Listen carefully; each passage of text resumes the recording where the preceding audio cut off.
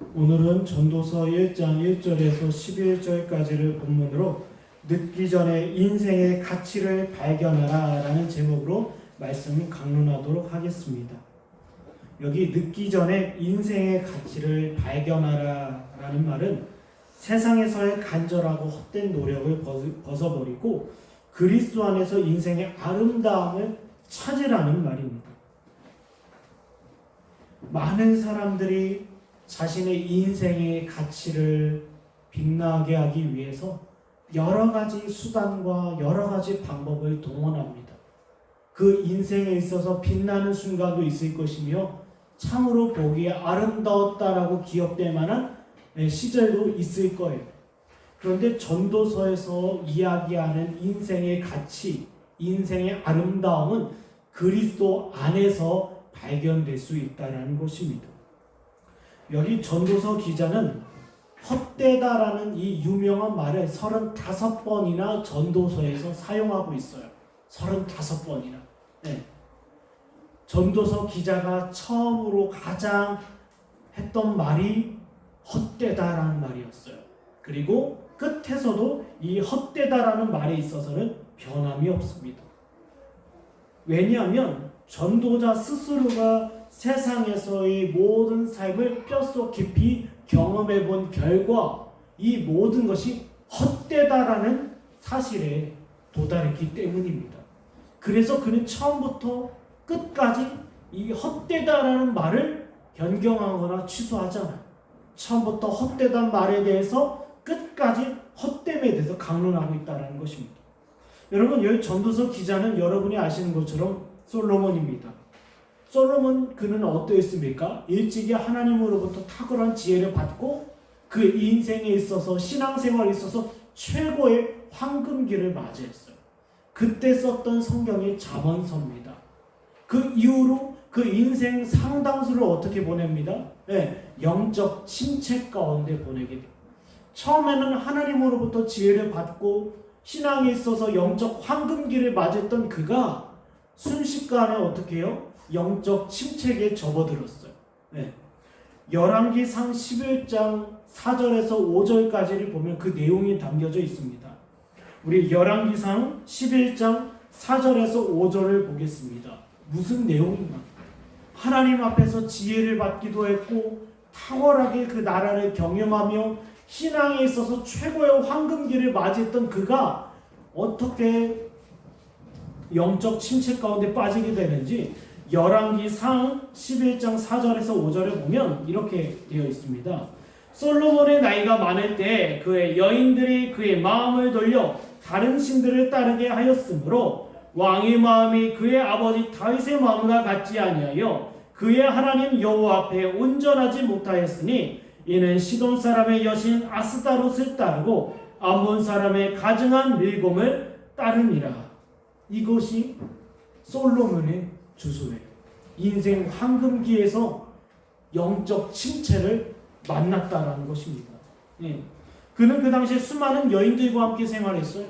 그 여인들은 다 이방 여인들이었습니다. 그리고 우상을 가지고 왔고, 그리고 그 솔로몬의 마음을 둔하게 해서 그 우상 앞에 절하겠습니다. 예. 만약에 솔로몬이 이 길을 계속 걸어갔다라고 한다면 그는 영원토록 배교자로 이름을 남겼을 거예요. 하지만 하나님께서 그에게 은혜를 베푸셨습니다. 왜요? 다윗에게 했던 약속 때문이에요. 약속 때문에. 다윗에게 뭐라고 약속했습니까? 너희 집안이 영원토록 유구하고 장구하리라. 이 약속이 있었어요. 그 약속을 돌아보시고 살피시사 그 솔로몬에게 은혜를 베풀어 주셨다는 것입니다. 그 은혜의 결과 그는 어땠습니까? 회개했어요. 네. 그가 걸어왔던 길에서 돌이켜 주님 앞에 바로 섰다라는 것입니다. 역대하 7장 14절의 말씀처럼 여호와의 이름을 일컫는 그 백성이 그 악한 길에서 떠나 스스로 기도하고 경배하는 역사가 솔로몬에게도 있었다라는 거예요. 왜요? 하나님께서 그에게 은혜를 베푸셨다라는 거예요. 만약에 솔로몬이 이 열왕기상 11장의 내용대로 그냥 걸어갔다라고 한다면 그는 영원토록 배교자로 남겨졌을 거예요. 그러나 하나님께서 그에게 은혜를 베푸심으로 말미암아 회개하게 하셨다라는 것입니다. 그리고 나서 회개의 열매로 쓴 것이 바로 전도서예요. 사람들은 전도서를 보면서 이 세상의 무가치함과 인생의 무의미함에 대해서 노래합니다. 아닙니다. 전도서는 인생의 무가치함과 무의미함을 이야기하는 것이 아니에요. 결코 아닙니다. 네. 전도서는 무엇입니까? 회개하라는 거예요. 회개하라. 전도서 기자인 솔로몬이 그의 삶을 직접 경험해보고 뼛속 깊이 이 세상을 체험해보고 나서 그가 하나님 앞에 회개하며 썼던 것이 전도서예요.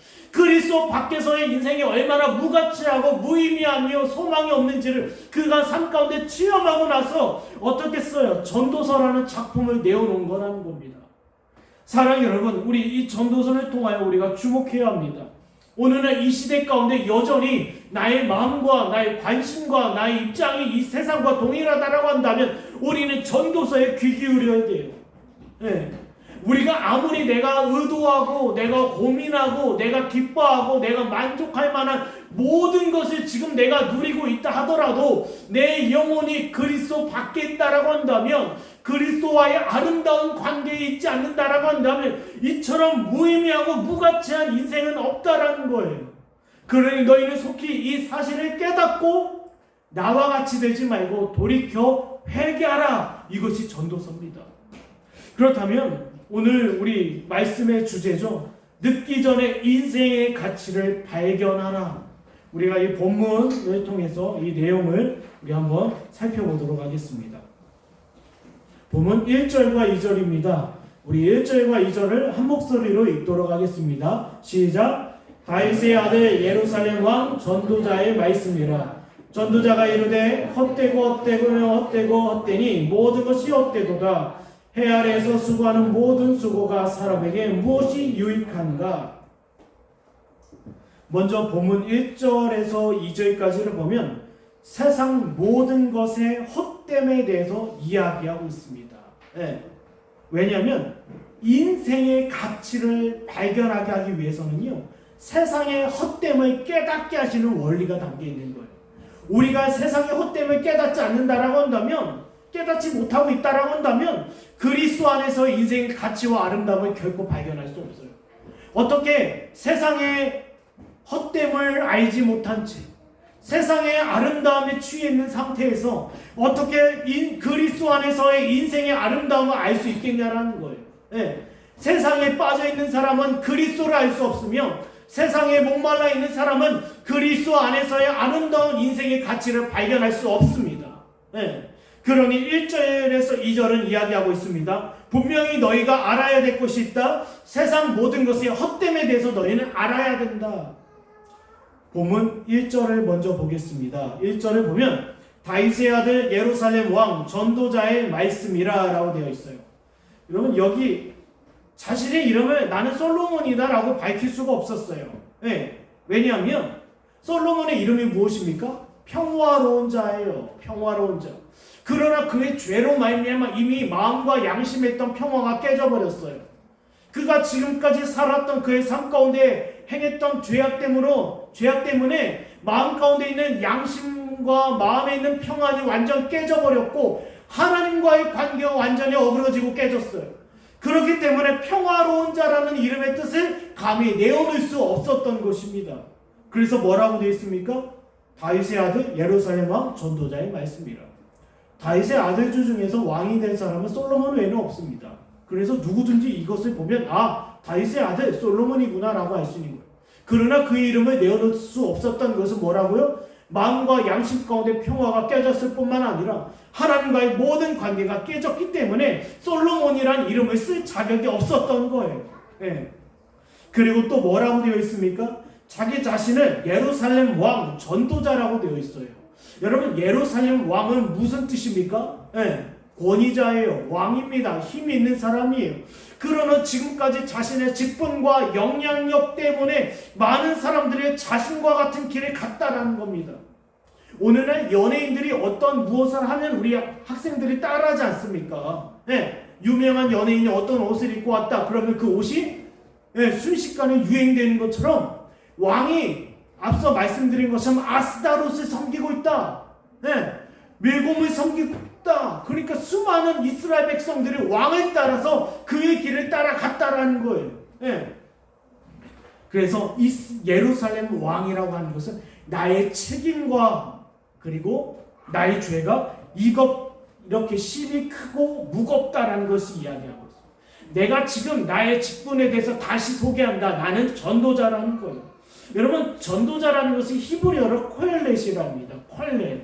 콜렛이라는 뜻은 무슨 뜻이냐면 모으는 자, 교훈하는 자, 가르치는 자예요. 다시 말씀드리자면 나는 주의 복음을 전하는 전도자이다. 이전에는 다윗의 아들이었고 예루살렘 왕이라 칭함을 받았지만 나의 죄와 책임이 이미 이렇게 심히 크고 무겁다. 그러니 나는 잘못된 길로 빠졌던 사람들을 다시 되돌아오게 하는 직무를 담당하고 있다. 그 이름은 무엇이냐? 나는 전도자다. 오늘날도 이야기한다면 나는 복음 사역자다라는 것. 솔로몬이 죄악된 인생을 회개하고 나서 이제는 왕도 아니고 다윗의 아들도 아니고 그 어떤 이름도 아니고 전도자로 선 거예요. 네.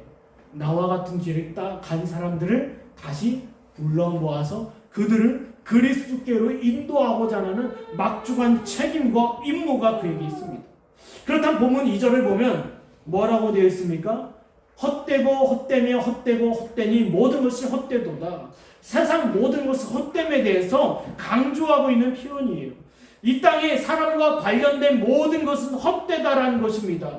여러분, 그에게 있어서요 이렇게 자신감 있고 확고함이 있는 이유가 이미 자신의 삶 속에서 이미 경험과 체험에서 비롯된 거예요.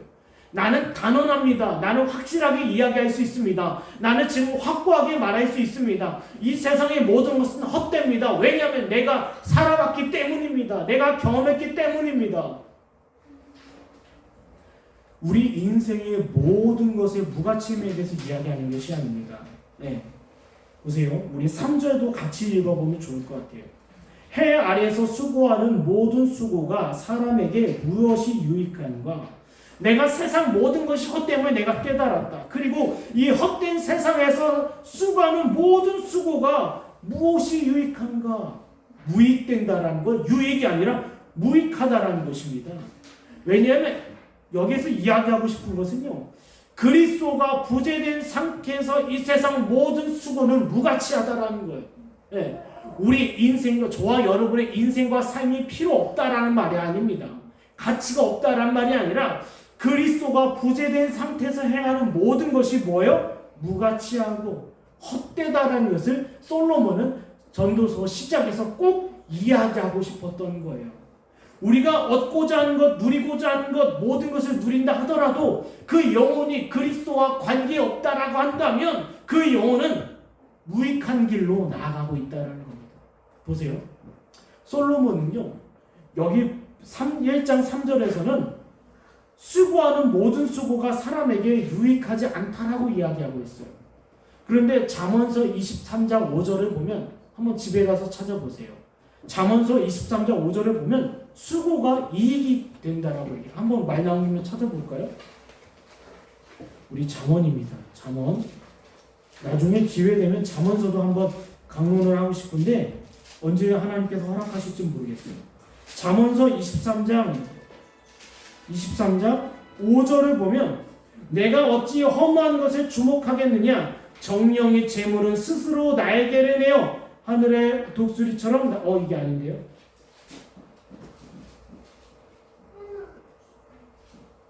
제가 나중에 다시 찾아드리겠습니다. 보세요. 잠언서 23장 5절 이거 잘못된 거였는데 네, 제가 나중에 다시 찾아드릴게요. 보세요. 잠언서에서도요, 솔로몬은 분명히 이야기를 합니다. 분명히 이야기를 해요. 네, 모든 수고는 유익하고 이익된다라고 얘기해요. 어떻게 보면 이게 모순되는 말이 아닙니까? 근데 잠언서에서 이야기하고 싶었던 것은 인간에게 있어서 모든 수고가 이익이 될 수 있는 것은 그리스도 안에서 있을 때라는 거예요. 그리스도 어디에서? 그리스도 안에 있을 때. 기억하세요. 여기 솔로몬이 가장 말하고 싶은 것은 그리스도 안에서의 모든 수고는 아름답고 가치가 있으며 복되다라는 것을 이야기하고 싶다라는 겁니다. 물론 포장하지 말라라는 거예요. 나중에 우리가 중간 부분 보면 분명히 솔로몬이 전도서를 통해 지적합니다. 포장하지 마라. 자기의 정욕과 자기 욕심대로 행하면서 내가 주의 이름으로 이것을 하고 있다? 거짓말하지 말라는 거예요. 거짓말하지 마라. 여러분, 사람은요 자기 자신에게 후한 점수를 주고자 합니다. 자기 자신을 포장하기에 능해요. 그렇기 때문에 할 수만 있으면 네가 하는 것은 하나님을 위한 거야, 그리스도 안에서 이루어지는 일이야, 자꾸 우리 영혼을 둔하게 합니다. 보세요. 네, 보세요. 내가 그리스도 안에 있고 그리스도 밖에 있다는 것을 어떻게 알 수 있냐면 저와 여러분의 삶의 우선순위를 따져볼 때 알 수 있는 거예요. 지난 주일에 말씀드린 것처럼 우리가 하나님 앞에서 이 종말에 대한 가르침을 들어가면서 뭐예요? 그리스도와의 경건 관계 가운데 이루어지는 경건과 거룩한 삶에 있어서의 나의 모든 것이 우선순위냐? 그렇다면 그 사람은 뭐예요? 그리스도 안에서 수고하는 용이에요. 그런데 그리스도와의 아무런 경건한 삶도 없으며 말씀을 읽거나 주를 묵상하거나 기도하는 삶 없이 나는 주를 위해 살아간다, 그런 새빨간 거짓말을 하지 말라라는 거예요. 그 영혼이 그리스도와의 인격적인 관계, 그리고 그리스도와의 깊은 묵상 없이 행하는 모든 것을 결정적으로 그 영혼에게 아무런 유익이 될 수 없다. 왜요? 그걸 어떻게 할 수 있냐? 죽어서 할 수 있는 거예요. 물론 이 땅에서도 할 수 있지만 죽어서 그 영혼이 하나님의 심판대 앞에서 던져질 그 지옥길 가운데서 그 영혼을 깨닫게 될 거예요. 지금까지 나의 욕심으로 나의 수고로운 것을 행했지만 내가 그리스도 밖에 있었구나. 그 영혼은 거기서 슬피 울며 이를 갈게 될 거예요. 사랑하는 여러분, 기억하십시오. 전도서는 가장 먼저 입을 열며 이야기합니다. 그리스도 밖에 있는 것은 헛되다라는 거예요. 그리스도 안에 있을 때 우리의 모든 유익과 가치와 아름다움을 발견할 수 있는 것이지 우리가 그리스도 밖에서는 그 어떤 것도 찾아볼 수가 없다. 그렇다면 다음으로 보면 우리 본문 4절에서 8절까지를 보겠습니다. 함께 읽겠습니다. 시작. 한 세대는 가고 한 세대는 오되 땅은 영원히 있도다. 해는 뜨고 해는 지되 그 떴던 곳으로 빨리 돌아가고 바람은 남으로 불다가 북으로 돌아가며 이리 돌며 저리 돌며 바람은 그 불던 곳으로 돌아가고 모든 강물은 다 바다로 흐르되 바다를 채우지 못하며 강물은 어느 곳으로 흐르든지 그리로 연하여 흐르느니라. 모든 만물이 피곤하다는 것을 사람이 말로 다 할 수 없나니 눈은 보아도 족함이 없고 귀는 들어도 가득 차지 아니하도다. 인생의 가치를 그리스도 안에서 발견하기 위해서 본문 4절에서 8절까지를 보면 세상에서 분주하나 거기서 만족함이 없음을 이야기하고 있는 거예요. 이것과 같습니다. 이스라엘의 출애굽하기 전에 애굽 땅에서 고된 노동을 하는 것과 똑같아요. 그럼 왜 이스라엘의 애굽 땅에서 수고하며 종노릇하며 그리고 분주하게 일을 했습니까?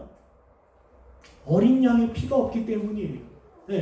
우리가 애굽에 던져졌던 10가지 재앙을 보면서 야, 하나님 대단하다라고 보고 있죠. 근데 그 마지막 결론은 무엇입니까? 유월절의 어린 양의 피예요. 이스라엘이 왜 애굽 땅에 포로 생활을 하는 줄 아십니까? 그리스도의 보혈이 없었기 때문입니다. 사랑하는 여러분, 바로 이것을 이야기해요. 그리스도 밖에서의 세상의 모든 분주함은요, 결국 만족함이 없어요. 내가 뼈 빠지게 일을 해서 내가 물질을 마련하고 집을 사고 차를 사고 내가 얻고자 하는 것을 다 얻었다 하더라도 만족함이 없다라는 거예요. 왜요? 그리스도가 그 영혼의 만족함이 되지 않기 때문에. 사람은요, 정욕이 서로 다양합니다. 어떤 사람은 지성적일 수 있어요. 내가 보고 듣고 배우는 것을 내가 추구한다. 그것이 그의 욕심이 될 수 있습니다. 또 어떤 사람은 어떤 다른 취미가 될 수 있어요. 어떤 사람은 운동이 될 수 있습니다. 어떤 사람은 세상 일이 될 수 있어요. 직장 일이 될 수 있어요. 그 모든 것이 그 영혼에게 무엇이 있습니까? 우상이 될 수 있고 분주한 일이 될 수 있다는 거예요. 중요한 것은 뭐냐면 그리스도가 우리 안에 만족이 되지 않는다라고 한다면, 그리스도가 저와 여러분의 전부가 되지 않는다라고 한다면 이 세상에 생하는 모든 수고롭고 분주한 모든 일은 우리에게 만족이 되지 않는다라는 거예요. 그러니 사람들은 어떠합니까? 이 일을 찾기도 하고 저런 일들 찾기도 하고 이런 취미를 갖기도 하고 저런 취미를 갖기도 해요. 어떤 사람은 골프를 치러 다니고 어떤 사람은 낚시를 하러 다니고 어떤 사람은 게임을 즐기기도 하고 어떤 사람은 그 어떤 일을 해요. 자기 정욕이 이끄는 대로 행하는 사람들, 그렇게 분주하게 살아가지만 그 영혼에게는 만족감이 없습니다. 사랑하는 여러분, 인생의 가치와 아름다움 가운데 있는 저와 여러분에게 있어서요, 진정한 인생의 가치와 아름다움을 발견하기 위해서는 그리스도 안에서의 만족할 줄 알아야 돼. 그리스도 안에서의 만족함을 누려야 돼. 여러분, 그리스도 안에서의 만족함은 무엇입니까? 예, 충만이라고 합니다. 충만. 예, 다시 말씀드리면 나는 그리스도 한 분만으로 나는 만족합니다라는 겁니다. 보세요. 본문 4절에서 8절까지 보면 이 세상의 분주함에 대해서 여러 가지 모양으로 묘사하고 있고 표현하고 있어요. 여러분, 전도서는요, 특히 해석하기 어려운 장면들이 굉장히 많아요. 이걸 우리가 우리 이성과 지식으로 억지로 풀려고 한다면 그 길이 저 엉뚱한 길로 갈 수 있고요. 엉뚱한 해석과 엉뚱한 적용이 나올 수 있어요. 그래서 우리가 좀 조심스러워야 합니다. 일단 먼저 본문 4절을 보면 뭐라고 되어 있습니까? 한 세대는 가고 한 세대는 오되 땅은 영원히 있도다. 여러분, 성경에서의 한 세대라고 하면 보통 40년을 이야기합니다. 그리고 세대라는 표현을 할 때는 분명히 사람들의 죄악과 관련되어 있어요. 네, 보세요. 한 세대가 가고 한 세대는 왔다라고 되어 있고 땅은 영원히 있도다라고 되어 있어요. 이 뜻은 무슨 뜻이냐면 우리가 역사를 보면 한 세대 가운데 대단했고 정말 위대했던 영웅과 위인들이 있지 않았습니까? 우리가 사극을 보면요. 사극을 보면 아니면 우리 삼국지 다 아시죠? 삼국지를 보면 서로 영웅들이 등장하고 대단한 위인들이 등장해서 서로 어떤 일을 행하려고 해요.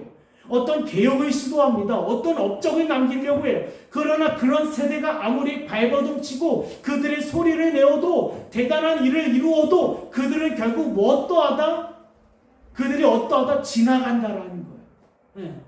그들이 자기의 만족을 위해서, 자기의 영광을 위하여, 그 어떤 대상을 위하여, 어떤 국가나 어떤 조직이나 어떤 대단한 인물을 위하여 놀랍고 큰 일을 했다 하더라도 그들의 세대는 지나갈 수밖에 없다라는 거예요. 그리고 결정적으로 뭐라고 됩니까? 이 땅은 변함이 없다. 네, 변함이 없다라는 거예요.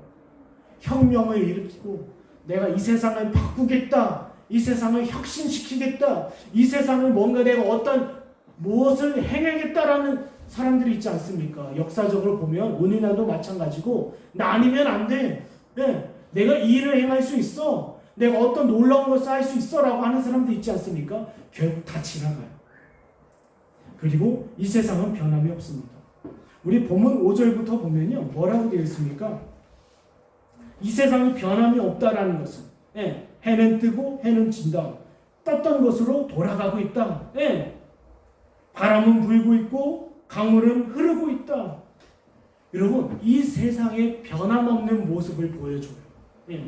인간들이 자신의 이성과 자신의 정욕과 자신의 만족을 위하여 어떤 대단한 일을 행한다 하더라도 하나님께서 만드신 이 세상 만물은 있던 곳으로 흘러가고 변함이 없으면 영원해요.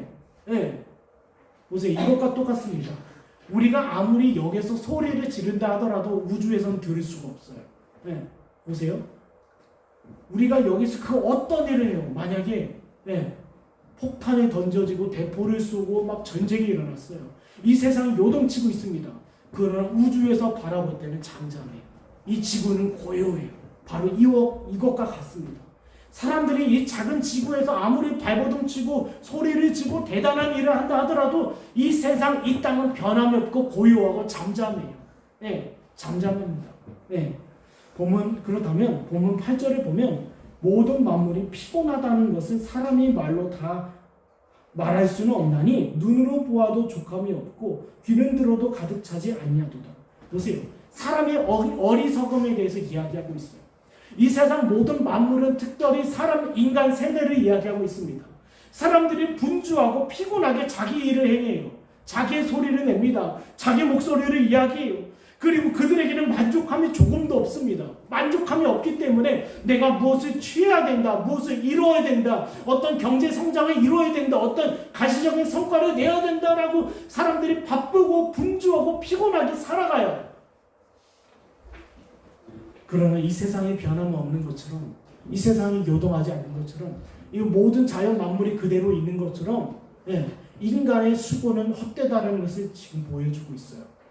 고로 다시 말씀드리자면 우리가 그리스도 밖에서 얻고자 하는 모든 것을 쌓아놓는다 하더라도 그 영혼에게는 만족함이 없을 거라는 거예요. 예. 사람들은 만족함이 없기 때문에 새로운 지도자를 꿈꾸고 새로운 지도자가 되겠다라고 얘기해요. 이러한 공약도 내어놓기도 하고 저런 일을 하겠다라고도 이야기합니다. 뭔가 사람들에게 만족을 주고자 해요. 사람들의 만족을 얻고자 합니다. 사람들에게서 만족을 얻고자 하며 사람에게 만족을 주고자 해요. 사람이.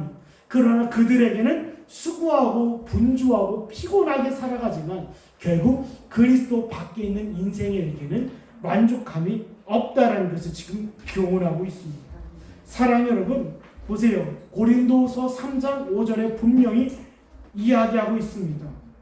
우리가 무슨 일이든지 우리에게서 난 것 같이 스스로 만족할 것이 아니니 우리의 만족은 오직 하나님으로부터 나옵니다. 그리스도로 말미암아 만족한 인생은요, 잠시 고단하고 잠시 고민하고 잠시 어렵다 하더라도 그리스도 안에서의 충만을 발견합니다. 내가 그리스도 안에 있을 것이, 그리스도가 내 안에 있지, 그리스도께서 나를 위하여 나의 모든 죄의 문제를 해결해 주셨지, 그리스도의 약속이 있지, 그리스도의 도심이 있지, 그리스도의 동행하심이 있지, 임마누엘 하신다고 하셨지. 이런 주의 약속과 주의 계명들이 우리 마음에 넉넉한 위로를 준다는 것, 이것이 만족이에요. 네. 내가 지금 당장 돈이 어마어마하게 생겼다 하더라도요, 그리스도 안에 만족한 자들은 그것을 그렇게 중요하게 여기지 않습니다. 그리스도 안에 만족함을 누리는 자들은요, 당장 그 앞에 어떤 일이 일어났다 하더라도 그거에 대해서 크게 좌지우지 되지는 않아요. 사랑하는 여러분, 여러분 안에 그리스도가 만족되었으면 좋겠습니다. 남녀가 서로 사랑할 때 그 행복과 기쁨은 이루 말할 수 없는 것처럼 그리스도가 우리 안에 주인이 되시고 신랑이 되셨을 때 그 만족, 그 세상 어떤 것으로도 살 수 없다는 것입니다. 우리 마지막 한번 볼까요? 마지막 9절에서 11절까지 말씀입니다. 우리 한 목소리로 합독하도록 하겠습니다. 시작. 이미 있던 것이 후에 다시 있겠고 이미 하기를 다시 하시리라. 새 것이 없나니 무엇을 가르쳐 이르기를 보라 이것이 새 것이라 할 것이 있으랴. 우리가 입기로 이전 세대들에도 이미 있었느니라. 이전 세대들이 기억됨이었으니 장래 세대도 그 후 세대들과 기억됨이었으리라. 네. 마지막으로 본문 9절에서 11절까지를 보면 인생의 가치를 발견하기 위해서요, 세상에서 새 것이 없음을 알게 하십니다. 알게 하셔요. 이게 무슨 말이냐면 새 것이 없다라는 것은요, 더 나은 것이 없다라는 거. 사람들은 어떠합니까? 더 나은 것을 구하지 않습니까? 핸드폰도 더 빠르고 더 용량이 큰 거, 그리고 우리도 뭐 사람들은 계속 경제 발전을 이루어가면서 좀 더라고 하잖아요. 좀 더 얻기를 원하고, 좀 더 구하기를 원하고, 좀 더 편리해지기를 원하고, 좀 더 편해지기를 원해요. 사람들은 새 것을 구합니다. 그러나 주님께서 말씀하셔요. 세상에서는 새 것이 없다라고 이야기합니다. 우리 히브리서 4장 3절 한번 보겠습니다. 뭐라고 되어 있냐면요, 히브리서 4장 3절을 보면 이미 믿는 우리들은 저 안식으로 들어가는도다. 그가 말씀하신 바와 같으니 내가 노하여 맹세한 바와 같이 그들이 내 안식에 들어오지 못하리라 하셨다 하셨으니 세상을 창조할 때부터 그 일이 이루어졌느니라. 보세요. 하나님께서 작정하신 뜻대로 이 세상을 창조하셨습니다. 창조하신 이후로 더하거나 뺄 것이 없다라는 거예요. 하나님께서 만물 가운데 저와 여러분을 위하여 이 모든 것을 주셨어요. 주신 이후에 우리가 새 것을 구하나 인간의 본성과 인간의 욕심으로 이 세상에서 뭔가 새로운 것을 구하고자 하지만 이 세상은 뭐예요? 변함이 없다라는 거예요. 왜요? 하나님께서 창조하신 세상이기 때문에 거기에 더하거나 뺄 것이 없어요. 이것과 같습니다. 하나님께서 세상을 창조하셨는데 이것이 부족하지, 저것이 부족하지, 이것을 더해야겠다, 이것을 더해야겠다, 없어요. 하나님께서 6일 동안 창조하시고 마지막 7일째 안식하셨어요. 그 안식 이후에 더해진 것은 없다라는 거예요. 하나님께서 인간 세상에서 이것이 필요할 거야. 그 도중에 무엇을 주어주시고 이것은 필요 없으니까 내가 빼야겠다. 이런 것이 없다라는 거예요. 오늘날 사람들은 새 것을 구합니다. 자신의 육신의 만족을 위하여 뭔가 더 얻고자 해요. 그러나 하나님께서 이미 이 땅의 인간들을 위하여 이 모든 것을 다 주셨어요. 다 주셨어요. 그렇기 때문에 더하거나 뺄 것은 조금도 없어요. 조금도 없어요. 우리 한번 본문 9절을 보겠습니다. 이미 있던 것이 후에 다시 있겠고 이미 한 일을 후에 다시 할지라 해 아래에는 새 것이 없나니. 여러분 여기 해 아래에 새 것이 없다라는 표현은 여러분 여기 전도서에서 해 아래라는 표현을 굉장히 많이 사용합니다. 해 아래라는 것은 하나님의 창조 세계 아래에 있는 모든 것이 세상 만물을 이렇게 표현합니다. 세상 만물 가운데 새 것이 없다라는 거예요. 뭔가 더해지거나 첨부된 것이 없다. 인간의 보편적이고 근본적인 것에 있어서 변화가 없다라는 거예요. 보세요. 이것과 같습니다. 인간이요, 이전이나 지금이나 앞으로도 결혼하고 시집가고 장가갈 거예요. 네, 물건을 사고 팔 거예요. 인간의 보편적이고 근본적인 일에 있어서는 변화가 없어요. 네, 이런 질문을 할 수 있지 않습니까? 아니, 이 세상 사람들은 뭔가 새로운 것을 발견하고 창조해내고 발전시켜 나가지 않습니까? 아닙니다. 이미 있던 것을 사람들은 하나님께서 주신 지혜로 응용하며 만들어가는 것이지 무에서 유를 창조한 거라고 볼 수는 없어요. 그리고 이전에 과거 역사 속에서요, 과거 역사 속에서 있었던 것이 잊혀진 것도 있으며 잊혀졌던 것을 오늘날 다시 발견할 수도 있는 거예요. 그렇죠? 네. 예를 들면 공룡 화석 같은 거 그러지 않습니까? 과거 시대 때는 있었어요. 그러나 그것이 잊혀졌다가 발견이 된 거예요. 그리고 또 과거에 잊혀졌다가 오늘날 새롭게 발견된 것도 있어요. 결국 무엇입니까? 이미 하나님께서 창조 때 인간, 이 세상, 이 만물 가운데 모든 것을 주셨어요. 과거에 잊혀졌다가 발견된 것도 있으며 과거에 발견됐다가 오늘날 잊혀진 것도 있어요. 중요한 것은 무엇입니까? 너희가 모른다고 해서, 너희가 잊었다고 해서 그것이 없는 것이 아니라는 것. 그러니 너희 욕심대로, 너희 욕구대로 새 것을 구하지 말라라는 겁니다. 사람들은 자꾸 새 것을 구해요. 좀 더 나은 것, 좀 더 만족을 누리고 싶은 것, 좀 더 대단한 것. 9절에 나와 있는 내용, 해 아래 새 것이 없다라는 것에 대한 논증이 10절과 11절에 나오고 있습니다. 뭐라고 되어 있습니까? 10절과 11절에 보면 무엇을 가리켜 이르기를 보라 이것이 새 것이라 할 것이 있으랴 우리가 있기 오래전 세대들도 이미 있었느니라.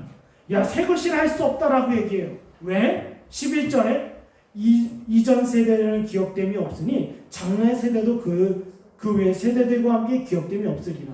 봐라, 새 것이라 할 수 없다. 과거에 있었던 것이 잊혀져서 새 것처럼 느껴지는 것과 똑같다라는 거예요. 우리가 나이가 좀 들면 어린 시절 우리가 가지고 놀던 장난감을 새로 발견됐을 때 새로운 것처럼 느껴지지 않습니까? 그것이 어린 시절 과거에 있었던 것이지만 잊혀졌을 뿐이에요. 네, 잊혀졌을 뿐이에요. 보세요. 주님께서요, 9절에서 11절까지 이야기하고 싶은 것이 있어요. 사람들은 새로운 것을 원하나 그들의 무지함대로, 그들의 욕구대로 과거의 것을, 잊어진 과거의 것을 발견할 수도 있으며 오늘날 우리가 발견했다 하더라도 미래 세대 가운데 잊혀질 수 있다. 우리가 이 오늘날 이 세상 가운데서 새로운 것, 좀 더 나은 것, 그리고 좀 더 유익이 되는 것, 좀 더 만족이 되는 것은 무엇이냐? 그리스도라는 거예요. 주님께서 그리스도 외에 새 것으로 주신 것은 없습니다. 고린도후서 5장 17절입니다.